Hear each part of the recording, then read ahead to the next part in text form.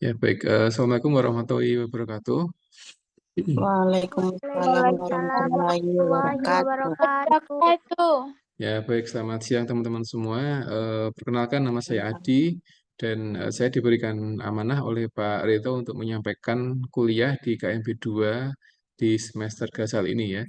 Dan saya posisinya ada di Magelang di Jawa Tengah. Jadi ini kalau di ukur dari Rio sangat jauh sekali. Jadi saya ada di Pulau Jawa saat ini dan saya diberikan tugas untuk menyampaikan kuliah di KMP 2 ini ya tahun yang kedua atau ketiga. Jadi saya sudah masuk di tahun ketiga ya untuk mata kuliah KMP di kampus teman-teman semua ya. Dan hari ini saya ingin menyampaikan tentang materi dermatitis kemudian herpes simplex ya. Jadi karena ini satu penyakit yang beberapa hari ini juga sering dikeluhkan oleh para pasien-pasien sehingga ini penting untuk kita ketahui bersama ya. Dan saya diberikan kesempatan untuk selama kurang lebih 14 kali pertemuan, sehingga nanti teman-teman selama 14 kali pertemuan ke depan atau satu semester akan ketemu dengan saya meskipun melalui Zoom ya. Jadi nanti mohon untuk bisa disimak, nanti kalau ada pertanyaan bisa ditanyakan gitu ya. Baik, untuk sesi pertama ini adalah sebagai opening pembukaan dan nanti mungkin saya akan menyampaikan poin-poinnya saja dari penyakit-penyakit yang saya sampaikan. Kemudian nanti buat teman kedua, jam 4 nanti insya Allah saya akan menyampaikan tentang luka bakar dan beberapa kondisi yang berkaitan dengan penyakit kulit gitu ya. Baik, saya akan mulai dari materi yang pertama, yaitu tentang dermatitis teman-teman semua. Jadi, saya ingin menyampaikan poin-poin intinya saja yang sering dikeluhkan atau disampaikan di beberapa perkuliahan ya. Jadi yang pertama tentang tujuan pembelajaran, kemudian definisi, kemudian etiologi, kemudian ada prevalensi, kemudian tanda gejala, komplikasi, diagnosis, dan juga manajemen ya. Nah, tujuannya apa? Jadi setelah kita belajar pada kesempatan sore hari ini, nanti harapannya kita bisa memahami konsep tentang dermatitis ya dan herpes simplex atau herpes zoster gitu. Kemudian mampu mengintegrasikan di praktek keperawatan ya.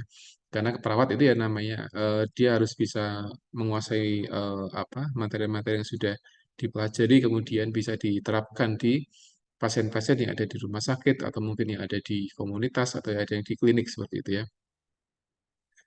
Baik. Saya izin untuk share screen materi melalui website, teman-teman.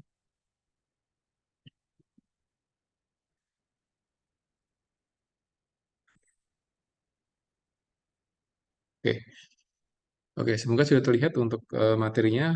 Dan ini pakai bahasa Inggris, saya akan sampaikan secara garis besar saja tentang dermatitis gitu ya.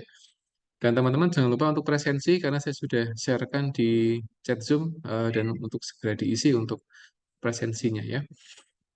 Baik, kita akan mulai dari dermatitis ya. Mungkin teman-teman tahu, ini adalah satu peradangan pada kulit gitu ya. Jadi kalau kita lihat dari definisinya, dermatitis adalah satu kondisi peradangan di mana dia eh, disebut sebagai eksim ya. Jadi eksim ini satu kondisi peradangan pada kulit kayak gitu.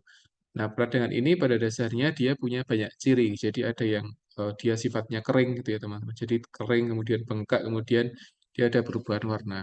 Jadi ini tiga tanda yang sering ditemukan pada kasus dermatitis kayak gitu. Dan ini sebabnya banyak sekali teman-teman. Jadi kalau kita lihat dari tandanya, ada kering, kemudian bengkak, kemudian perubahan warna, ini merupakan ciri dari dermatitis seperti itu ya. Nah, tipenya ada beberapa. Jadi kalau kita bicara tipe dermatitis ini ada beberapa jenis ya. Jadi ada atopic dermatitis, kemudian ada kontak dermatitis, kemudian ada juga dyshidrotic dermatitis dan juga seborrheic dermatitis. Jadi kalau kita sampaikan secara garis besar, jadi yang pertama adalah dermatitis atau atopic dermatitis seperti itu. Nah, ini biasanya terjadi selama dewasa ya, gitu. Jadi banyak orang dewasa yang dia terkena dermatitis tipe yang ini, jadi atopic dermatitis seperti itu ya. Dan biasanya kondisi-kondisi seperti ini pasiennya dia bisa sembuh kayak gitu ya, bisa sembuh, tapi dengan beberapa treatment, misalkan dengan bedak atau mungkin dengan beberapa topical terapi seperti itu ya. Nah, beberapa riset menyampaikan kalau kondisi ini memang belum ada obat secara treatment yang paten seperti itu ya, tapi kita kita bisa mengurangi gejalanya dengan beberapa pendekatan gitu ya. Nah, makanya ciri dari yang pertama ini adalah pasien dia merasakan gatal, kemudian kulitnya kering dan juga dia apa namanya pasien sering menggaruk di area kulit gitu ya karena ini kondisi yang inflamasi sehingga ketika inflamasi biasanya pasien akan menggaruk di bagian integumen ya gitu. Cuman sayangnya ketika dia digaruk tuh biasanya akan lecet kayak gitu ya teman. Nah ketika lecet itu yang sering bikin infeksi. Nah ketika pasien dia ada kondisi lain yang membuat satu penyembuhan lukanya menjadi lambat itu akan menjadi rawan infeksi. Contohnya adalah kondisi diabetes itu akan lebih memperlambat penyembuhan pada pasien dengan atopik dermatitis ya gitu ya. Nah, yang kedua adalah kontak dermatitis. Jadi ini kondisi atau tipe yang kedua. Nah, ini biasanya pasien dia akan merasakan seperti terbakar di area kulit yang terkena ini kayak gitu ya. Nah, pasien-pasien dengan kontak dermatitis itu dia kondisinya lebih tanda gejalanya dia lebih berat daripada yang atopik dermatitis kayak gitu. Karena kalau yang tipe 2 ini dia ada rasa seperti terbakar, tapi sementara yang pertama tidak ada seperti itu. Jadi dia ada rasa seperti terbakar dan biasanya dia sebabnya macam-macam gitu ya. Mulai dari iritasi karena digigit serangga atau mungkin karena bahan kimia itu dia bisa menyebabkan kontak dermatitis seperti itu ya. Yang ketiga adalah dishidrotik dermatitis ya. Dan ini kondisinya tidak jauh berbeda dengan adanya poin yang pertama kedua tadi, tapi yang ketiga ini dia ada semacam blister. Blister itu mirip dengan bula pada luka bakar kayak gitu. Sehingga ini perlu lebih hati-hati teman-teman semuanya. Nah, ketika kita melihat bula ya yang ada di dermatitis, maka tata laksananya hampir sama dengan luka bakar. Jadi bisa dihilangkan bulanya kemudian diberikan topical terapi seperti itu ya. Karena kalau beberapa treatment dia diaspirasi menggunakan SPAT atau spuit ya, jarum suntik, tapi itu cukup berbahaya ya. Sehingga yang paling aman adalah dengan apa namanya dengan menghilangkan blisternya, kemudian diberikan topical terapi seperti itu ya. Ini melihat dari blisternya seberapa besar dulu. Karena kalau luka bakar itu kan dia gede-gede ya, jadi dia bulanya dia besar di beberapa lokasi ketika dia terkena luka bakar grade 2 ke atas, tapi yang ini itu biasanya dia kecil. Nah, karena kecil, maka treatmentnya adalah tidak dihilangkan, tapi kadang diberikan topical terapi langsung di atas integumennya, kemudian nanti dia akan kempes sendiri seperti itu. Nah, ini treatment yang apa? Yang diberikan pada hidrotik dermatitis kayak gitu ya. Kemudian yang keempat adalah seborrheic dermatitis. Jadi ini kondisi yang sering mengenai pada bayi ya gitu. Jadi dia mirip dengan ketombe ya. Karena ini posisinya ada di kepala, maka beberapa anak atau infan ya, bayi baru lahir dia seringkali dia mengalami ini. Nah, kondisi seperti apakah yang disebut dengan seborrheic? Itu kondisi di mana bayi itu dia kurang dirawat di area kepalanya gitu. Jadi bayi ketika dia jarang dibersihkan area kepalanya atau jarang diberikan sampo, maka dia akan mudah mengalami dermatitis. Kenapa? Karena kulit bayi dia masih belum begitu matang seperti orang dewasa. Nah, ketika kulit bayi itu dia belum begitu matang ya, maka dia mudah inflamasi, dia mudah infeksi ya gitu. Termasuk dia mudah ketombean kalau tidak dirawat dengan baik. Nah, makanya ketika apa ibu kemudian melahirkan ya dia harus ketika memandikan bayi pun bagian rambutnya harus dibersihkan dengan maksimal seperti itu ya. Sehingga itu bisa dijadikan sebagai pencegahan untuk terjadinya seborrheic dermatitis. Ini sangat jarang sekali sekarang karena saya yakin beberapa ibu-ibu sekarang sudah paham kesehatan sehingga ketika memandikan bayi pun dia dibersihkan sampai bersih dan dia bisa apa namanya mencegah dari terjadinya apa namanya seborrheic dermatitis gitu ya. Nah ini ada beberapa tipe lain tapi tidak saya sampaikan teman-teman semua. Kemudian tanda dermatitis ini diantaranya yang pertama adalah adanya ras. Ras itu adalah semacam kemerahan ya gitu ya, kemerahan pada integumen ya gitu ya. Nah, biasanya tanda merah itu tanda inflamasi. Jadi ketika teman-teman belajar inflamasi, berarti yang pertama kita perhatikan adalah perubahan warna gitu. Jadi hampir semua kondisi penyakit yang dia ada di integumen dan ketika dia ada inflamasinya, tandanya pasti ada kemerahan gitu ya. Kemerahan. Nah, inflamasi atau kemerahan dia merupakan tanda imunitas sedang bekerja gitu. Jadi inflamasi itu bukan kondisi patologis, tapi dia kondisi yang fisiologis gitu. Kenapa? Karena dia imunnya sedang bekerja melawan organisme atau mungkin benda-benda asing yang akan merusak fisik atau integumen pasiennya gitu. Sehingga dia kemerahannya. Tapi ketika sudah sembuh, biasanya dia akan hilang kemerahan. Itu bisa dibuktikan di banyak kasus, beberapa kasus gatal-gatal ringan dia pasti merah. Nah, merah itu merupakan bentuk inflamasi dan itu bentuk perlawanan tubuh kita terhadap mikroorganisme lain atau mungkin jamur atau yang ada di integumen sehingga dia akan berusaha membuang kayak gitu. Nah, kalau tidak ada inflamasi kita bisa membayangkan manusia akan mudah sakit, dia akan mudah rusak integumennya ya. Karena inflamasi itu bagian dari imunitas kita sehingga kalau kita atau ketika tubuh kita tidak ada inflamasi ya nanti tubuh akan mudah sakit dan akan mudah rusak terutama di bagian integumen gitu. Nah, yang kedua adalah blister. Nah, blister ini tidak semuanya ada di dermatitis, tertentu saja ya. Kemudian kedua kulitnya jadi kering dan akan pecah kayak gitu. Nah, ini sering dialami pada pasien dermatitis. Nah, dia kering-kering karena seringkali itu digaruk ya. Jadi kulit kita ketika sakit kemudian digaruk dia pasti akan semakin kering. Karena garukan kuku itu dia akan mengurangi status hidrasi pada integumen kita. Jadi ketika kulit semakin digaruk seperti itu, maka dia akan semakin kering dan ketika kering, maka dia mudah lecet atau crack skin gitu. Yang keempat adalah IC. IC itu dia gatal kayak gitu ya, kulitnya gatal kayak gitu. Nah, gatal ini bisa karena satu proses ya, proses dari tubuh yang dia memang berusaha untuk melawan bakteri atau bisa karena ada benda asing yang mengganggu di bagian superficial integumen, kayak gitu, sehingga dia merasakan gatal. Yang keempat, yang kelima adalah nyeri kayak gitu ya. Nyerinya mungkin bisa terbakar kayak gitu. Nah, ini tentu saja tidak semua dermatitis dia mengalami nyeri seperti panas kayak gitu ya. Kemudian swelling itu bengkak kayak gitu ya. Bengkak.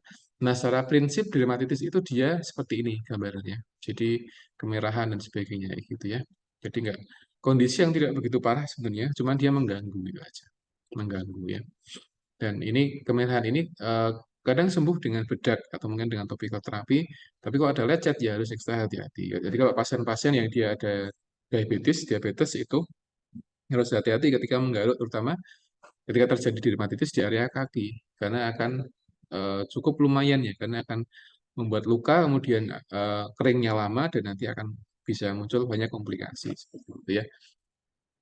Secara asal dermatitis itu dia ringan teman-teman. Jadi bukan satu kondisi yang berat harus ditakuti tidak, tapi dia mengganggu ya. Kalau dia kena di area wajah, area leher itu akan mengganggu karena dia akan mengganggu penampilan seorang.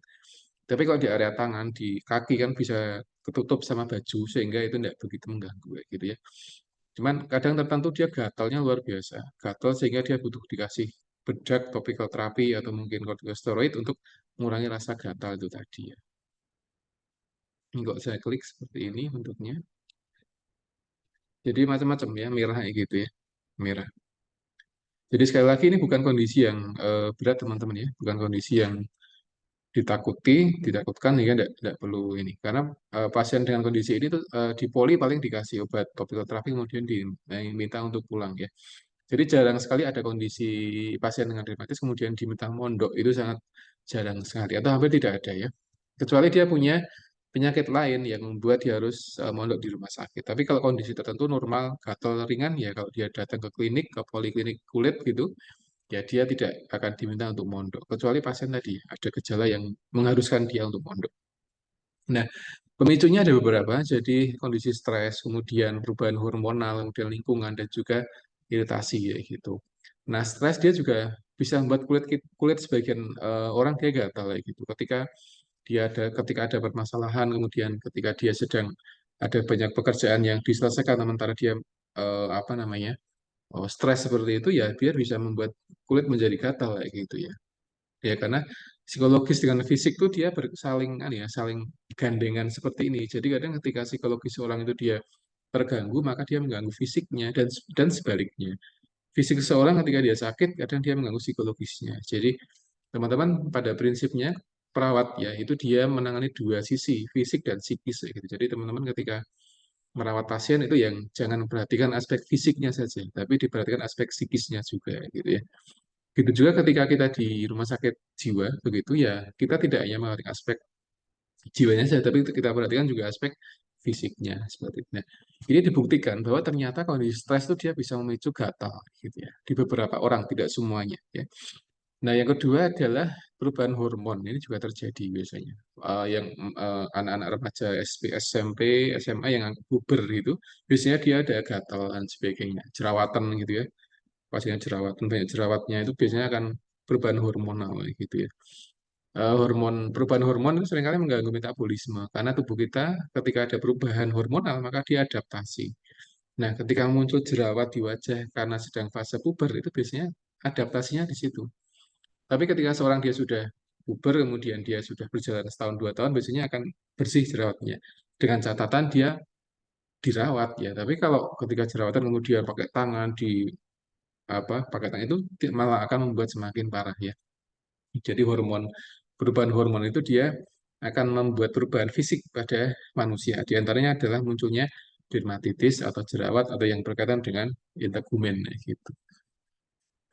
Kemudian lingkungan ya, lingkungan juga ngaruh dermatitis. Banyak kasus pasien-pasien dia gatal ketika dia di lingkungan panas, kemudian di lingkungan dingin tuh dia gatal ya dan sebagainya.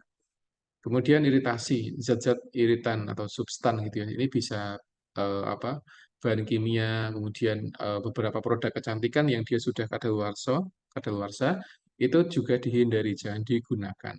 Atau produk-produk kulit yang dia tidak jelas produknya dari mana dan tidak jelas kandungan dari krim atau mungkin produknya tadi itu jangan dipakai ya teman. Jadi sekarang banyak ya di online shop itu banyak produk-produk kulit yang dia apa namanya nggak jelas ini siapa yang produksi, kemudian dia sudah diuji cobakan belum, itu masih belum belum tahu sehingga apa kita harus hati-hati dengan produk seperti itu. Kenapa? Karena dia bisa bikin inflamasi pada kulit ya. Karena eh, tidak semua kintagumen itu dia cocok dengan produk-produk tertentu ya, gitu ya. Beberapa pasien-pasien itu dia menggunakan sabun cuci muka itu dia harus berganti-ganti beberapa merek. Kenapa? Karena pakai sabun A dia jerawatan, sabun B dia jerawatan, sabun C dia jerawatan. Baru sabun D dia baru baru cocok dan tidak muncul jerawat seperti itu ya. Ini produk yang sudah terkenal, yang sudah sering dipajang di market ya, di beberapa minimarket gitu ya. Dan dia harus gonta-ganti sabun sebelum dia benar-benar cocok dengan itu. Nah, kita bisa melihat kalau beberapa produk yang ada di online shop yang dijual bebas dan kita tidak tahu ini isinya apa, itu ketika dipakai dengan sembarangan itu akan malah beresiko gitu ya. Resikonya akan besar ketika dia dipakai di area wajah ya gitu. Di area wajah nanti kalau rusak atau mungkin dia jadi semakin tipis kulitnya itu kan jadi masalah gitu ya. Jadi kalau teman-teman beli produk-produk yang integumen yang di kulit itu hati-hati. Jadi harus benar-benar paham isinya apa, kemudian dia diproduksi di mana, kemudian sudah melalui uji klinis atau belum, sehingga nanti ketika dipakai itu posisinya kita sudah tahu ya ini produk apa gitu ya. Tapi kalau kita tidak tahu ya kita beli di online shop kemudian kita coba-coba nanti malah rusak kulit kita, bukannya malah semakin bagus tapi malah semakin semakin rusak. Nah, ini sudah banyak dibuktikan seperti itu. Beberapa orang dia coba-coba produk skincare, tapi ternyata malah ujungnya malah dia semakin rusak kulitnya, semakin tidak karuan dan sebagainya. Seperti itu. Jadi harus hati-hati dalam menggunakan produk-produk apa namanya integumen ya. Jangan terkecoh dengan harga yang murah, itu kuncinya di situ. Sedang promo, sedang gratis ongkir atau apapun, jangan terkecoh. Yang kita lihat adalah kandungan konten dari bahannya tadi. Jadi kita jangan membeli satu produk integumen yang kita tidak tahu isinya apa, di mana diproduksi dan belum melalui uji atau riset klinisnya. Itu akan berbahaya, teman-teman ya. Itu beberapa apa namanya eh, penyebabnya. Nah, treatmentnya ini cukup mudah, teman-teman. Jadi ini beberapa treatment di dermatitis ya. Jadi medikasi antihistamin biasanya diberikan, antihistamin, anti gatal gitu, anti alergi biasanya akan diberikan itu. Kemudian eh, menghindari paparan cahaya biasanya. Jadi beberapa tipe gatal itu dia akan semakin gatal ketika kena cahaya matahari, sehingga pasien dia disarankan untuk menghindari sinar matahari dengan topi atau mungkin dengan kacamata itu dia akan bisa mengurangi atau mungkin dengan pakai baju lengan panjang itu dia bisa mengurangi. Beberapa kasus integumen seperti penyakit lupus yang di wajahnya dia mengalami iritasi ya, dermatitis itu dia apa namanya? Dia diminta untuk menghindari paparan matahari langsung kayak gitu karena akan sangat sakit sekali. Ya. Orang dengan penyakit lupus itu akan sangat sakit ketika terkena paparan sinar matahari gitu ya. Kemudian yang ketiga adalah dengan topical terapi dengan hidrokortison dan sebagainya ya. Yang ketiga adalah lotion, krim, atau mungkin untuk kulit yang kering. Jadi beberapa kasus dermatitis itu dia tidak diberikan obat-obat, tetapi dia diminta pakai hand body atau mungkin pelembab. Itu sudah cukup gitu ya. Tapi dengan catatan yang tadi saya sampaikan adalah pelembab yang sudah dia aman ya, yang sudah jelas kandungannya, fungsinya, risetnya sudah ada, itu baru bisa digunakan. Tapi kalau pelembab yang apa masih belum jelas ya, yang tadi yang saya sampaikan dijual di online shop dan sebagainya, itu ya kalau teman-teman tidak tahu isinya apa jangan dibeli karena itu sangat risiko gitu ya. Kemudian mandi ya, mandi dengan air hangat itu dia bisa mengurangi apa gatal kayak gitu ya dengan air hangat dan sebagainya. Ini beberapa terapi yang bisa digunakan. Nah, terapi lain adalah dengan akupuntur, kemudian meditasi, ini kalau ada gangguan psikologis ya, kemudian pijat dan yoga gitu ya. Nah, ini contoh saja. Ketika ini bagi pasien-pasien yang dia mengalami dermatitis dan dia dikarenakan stres kayak gitu ya. Karena tadi ada penyebabnya adalah karena stres.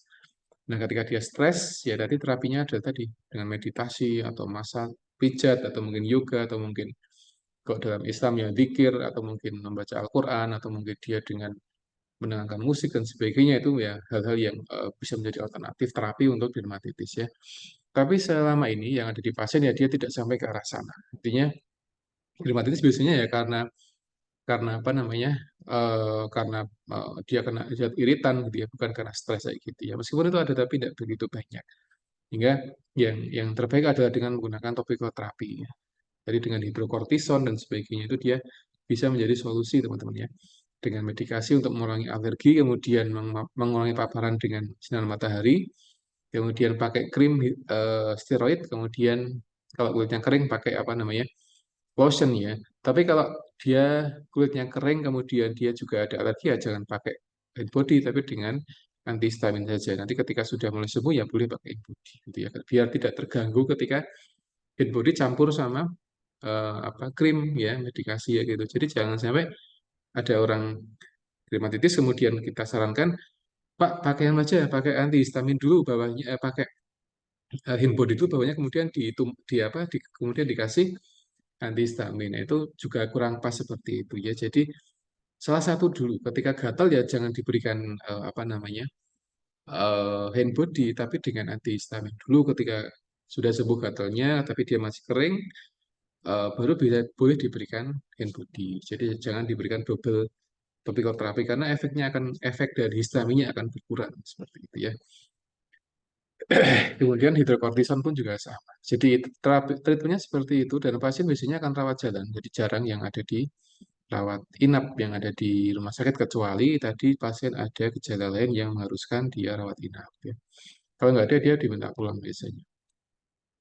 Faktor resikonya umur, kemudian lingkungan tadi sudah lewat keluarga tidak semuanya. Kondisi kesehatan umum ya tadi HIV itu dia bisa bikin dermatitis, ya HIV, lupus itu bisa, alergi ya beberapa orang alergi suhu, alergi dingin, alergi panas itu dia bisa gatal kayak gitu. Asma dan ini beberapa kondisi faktor resiko ya.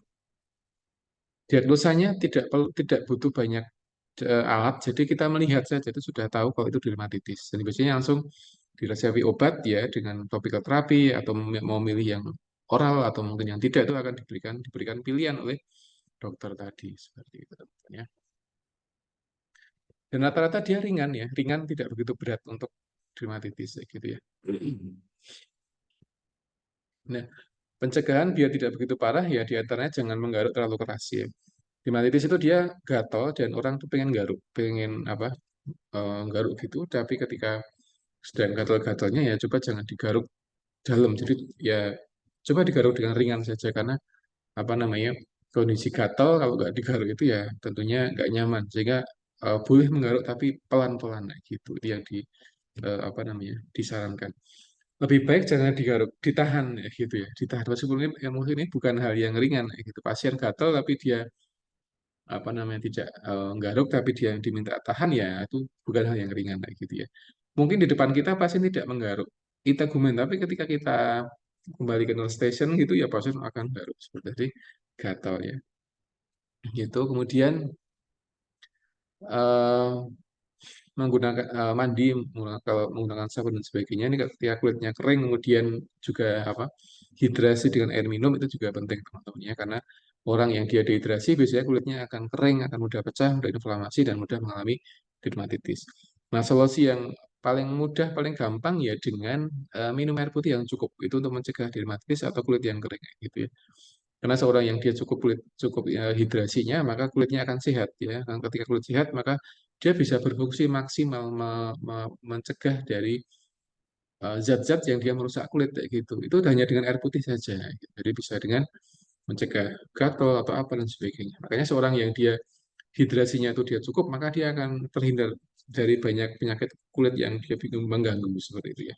Tapi ketika seorang itu dia air putih pun dia tidak suka gitu ya jarang minum air putih nah akan muncul banyak gangguan integumen itu sering kita amati pada pasien-pasien yang dia jarang minum air putih dia tinggal di daerah yang cukup panas tapi dia tidak mau minum air putih atau sedikit itu akan mudah kering kulitnya ya jadi gatal merahan dan sebagainya sehingga dia mengganggu kadang apa namanya di area punggung di area dada dan sebagainya itu dia mengganggu sehingga solusinya adalah hidrasi cukup, jadi minum air putih cukup, kemudian dia rutin mandi seperti itu ya.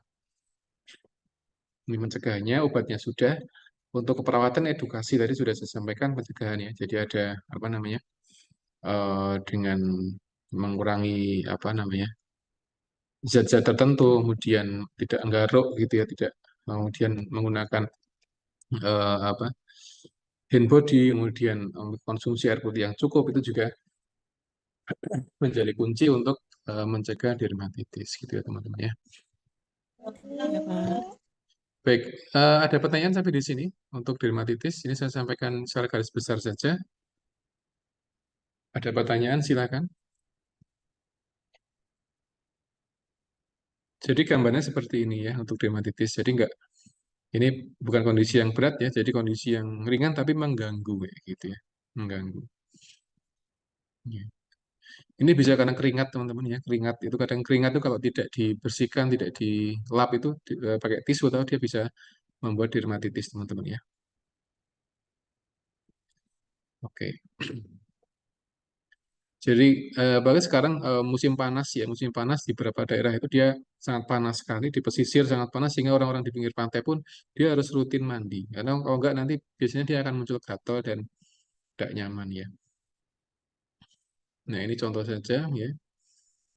Bagi sekarang tempat kita sudah sedang banyak musim panas gitu ya. Di tempat kami pun sedang musim panas dan ini sudah berbulan-bulan tidak pernah hujan. Sudah sejak 3 atau 4 bulan itu tidak ada hujan sama sekali ya. Sehingga warga di sini juga harus sering menjaga integumen dengan minum air putih dan sebagainya sehingga itu bisa mencegah dari dermatitis gitu ya. Di beberapa daerah itu sudah ada yang hujan tapi di tempat kami di Pulau Jawa di Magelang ini sudah sangat lama berbulan-bulan tidak ada hujan.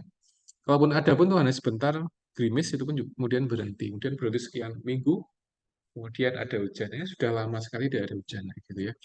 Kalaupun ada mendung itu pun tidak hujan ya hanya mendung kemudian tidak hujan seperti ya. Ini contoh saja beberapa kondisi dari dermatitis teman-teman ya. Jadi ini kita sudah belajar definisi, kemudian tipe-tipenya apa saja, kemudian faktor resikonya apa saja, kemudian pengobatannya apa, kemudian apa pencegahannya apa, manajemennya. Sehingga ini bisa menjadi bahan edukasi bagi para perawat yang ada di rumah sakit, teman-teman yang ada kepada masyarakat gitu ya. Kemudian bisa menjadi apa namanya pembelajaran kita ketika praktek di rumah sakit gitu teman-teman ya. Baik, ada pertanyaan silakan bisa disampaikan di rumah titis ya. Izin bertanya, Pak. Oh ya, silakan Mbak Herni Astuti silakan. Kenapa kalau pada anak bayi itu sering terjadinya biang keringat, Pak? Terus gimana ngatasinnya? Ya, baik terima kasih Mbak Herni untuk pertanyaannya. Bayi itu pada dasarnya apa integumennya dia masih belum berfungsi dengan baik ya bayi. Bayi itu bayinya yang lahir dengan sesuai usianya, sesuai umurnya atau bayi yang dia lahirnya dia kurang dari usianya atau umurnya gitu ya. Nah, itu keduanya dia cukup berisiko terjadinya apa biang keringat gitu ya, atau mungkin apa namanya inflamasi atau mungkin kulitnya gatal, kemerahan kayak gitu ya. Terus solusinya adalah si ibu dia harus sering merawat bayinya. Artinya dia harus dirawat bagian integumen bayinya, entah dimandikan, kemudian diberikan kain yang dia tidak yang bisa menyerap keringat, kemudian dia ditempatkan di lingkungan yang tidak begitu lembab, itu akan bisa menjadi solusi ya gitu ya. Nah, beberapa terapi yang diberikan adalah dengan bedak biasanya kalau bayi ya. Kalau bayi diberikan bedak, tapi bayinya dibersihkan dulu kulitnya, dimandikan, kemudian apa namanya diberikan bedak, itu pun harus diamati beberapa waktu seperti itu ya. Dan ketika diberikan bedak pun kadang kita harus melihat respon dari bayinya. Kadang beberapa bedak itu membuat bayi malah nggak cocok sehingga bayinya malah semakin nangis karena dia mungkin merasa panas atau apa sehingga dia merasa nangis. Sehingga kita harus melihat jenis bedak yang diberikan kepada si bayi tadi. Jadi beberapa bayi memang dia nggak cocok sama bedak tertentu karena malah bikin alergi, bikin semakin gatal, sehingga diberikan bedak yang lainnya seperti itu ya. Sebabnya tadi karena memang kondisi integumen bayi masih belum begitu matang ya, baik dari fungsi pancar minyaknya itu dia belum begitu matang, sehingga ketika belum begitu matang dia kena stimulasi dari bakteri sedikit saja itu dia akan bikin gatal kayak gitu ya. Nah, solusinya adalah tadi, jadi harus sering dimandikan bayinya sehari 2 kali, tidak perlu 5 kali, tidak usah, sehari 2 kali bersihkan, kemudian diberikan bedak, kemudian diberikan apa, dibalut dengan kain yang dia menyerap keringat sehingga itu aman bagi bayi seperti itu ya. Ya, di tempat kami pun ada beberapa kasus yang seperti itu, sehingga apa solusi yang kita coba ya tadi ya, bayinya dibersihkan, diberikan bedak ya seputar itu saja. Jadi masih belum banyak diberikan kayak semacam apa namanya hidrokortison itu belum banyak karena bayi ya masih gatal dan itu masih apa bisa dikatakan tidak begitu parah ya sehingga masih bisa diberikan treatment yang ringan tapi dia punya efek yang cukup lumayan ya bisa menyembuhkan, bisa menghilangkan gatal pada area integumen bayi seperti itu ya. Jadi itu jawaban saya Mbak Erni kurang lebih. Jadi pengalaman kami di sini ya jadi diberikan itu ya bedak kemudian ya dimandikan bersih kemudian diberikan bedak kemudian diberikan kain yang menyerap keringat sehingga tidak mengganggu sirkulasi atau mungkin metabolisme integumen yang ada pada bayi ya gitu. Biasanya bayi-bayi seperti itu dia di apa kalau bedong tahu nggak ya di bedong itu terlalu kencang kayak gitu ya. Terlalu kencang sehingga ketika kencang sirkulasi apa namanya metabolisme integumennya dia tidak bagus sehingga malah keringatnya akan terjebak di sana dan kadang di bagian aksila dan di bagian lipat paha itu akan rawan dan akhirnya bayi gatal kemerahan dan jadi biang keringat seperti itu ya. Dikatakan biang keringat karena memang penyebabnya adalah keringat kayak gitu. Nah, keringat itu dia harusnya dihilangkan dari kulit kayak gitu ya. Orang dewasa, anak itu ketika berkeringat ya dia harus dihilangkan. Kenapa? Karena keringat itu dia produk metabolisme yang dia sifatnya kotor kayak gitu ya. Nah, barang kotor ketika dia bertahan di integumen, maka dia akan bisa merusak integumen. Orang dewasa saja yang mungkin tidak mandi seminggu, keringetan, itu dia pasti akan gatal dan akan rusak kulitnya. Itu orang dewasa ya. Tapi ketika orang yang sudah, mas saya adalah bayi ya, itu ketika dia berkeringat apalagi di tempat yang panas, kemudian tidak ada apa namanya, tidak ada satu modifikasi lingkungan, kipas angin atau menggunakan kain yang dia bagus metabolismenya itu malah apa namanya bisa membuat ini menjadi biang keringat, gatal, kemerahan, kemudian menjadi seperti yang tampak di gambar itu ya. Itu itu apa pengalaman yang bisa saya sampaikan Mbak Erni. Begitu ya. Semoga menjawab soalnya, Iya, pertanyaannya. Pak. Ya, Iya, Pak. oke. Ada lagi pertanyaan? Kita masih punya waktu 3 menit. Silakan. Nanti akan saya lanjutkan jam 4 ya untuk kuliahnya. Ada pertanyaan? Silakan.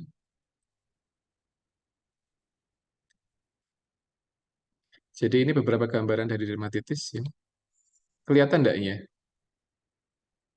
Kelihatan, Pak. Oh ya. Saya lihat, Ya, Pak. oke, ini Kelihatan, Pak.